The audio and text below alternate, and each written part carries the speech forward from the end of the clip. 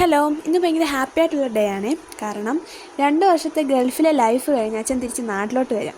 അപ്പോൾ അച്ഛൻ എന്തെങ്കിലും സർപ്രൈസൊക്കെ കൊടുക്കണമല്ലോ.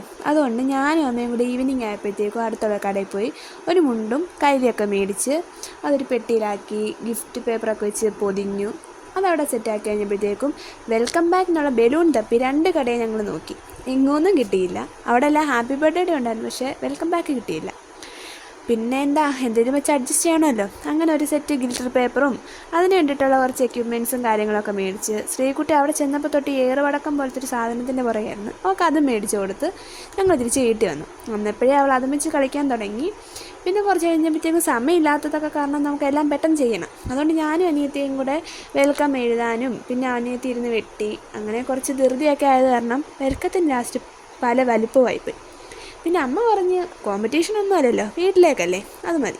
അതോടെ കേട്ടപ്പോഴത്തേക്ക് സംഭവം സെറ്റ്. അതെല്ലാം ഞങ്ങൾ ശരിയാക്കി കഴിഞ്ഞ് പിന്നെ വെയിറ്റിംഗ് ആയിരുന്നു. ഒരു വെളുപ്പിന് 2:30-3 മണിയായപ്പോൾ അച്ഛൻ തിരിച്ച് വീട്ടിലേക്ക് വന്നു.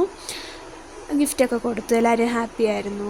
ഡിസംബർ 31-ാം തീയതിയാണ് അച്ഛൻ വന്നത്. പിന്നെ എഡിറ്റ് ചെയ്യാനുള്ള മടിയും എൻ്റെ മടിയും കൂടെ കാരണം എല്ലാം കൂടെ കഴിഞ്ഞ് ഞാനിതെല്ലാം ചെയ്ത് വന്നപ്പോഴത്തേക്കും അടുത്ത വർഷം ജനുവരി. എന്തായാലും സംഭവം അടിപൊളിയായിരുന്നു. ഉള്ളത് വെച്ച് നമ്മളെല്ലാം സെറ്റ് ചെയ്തു.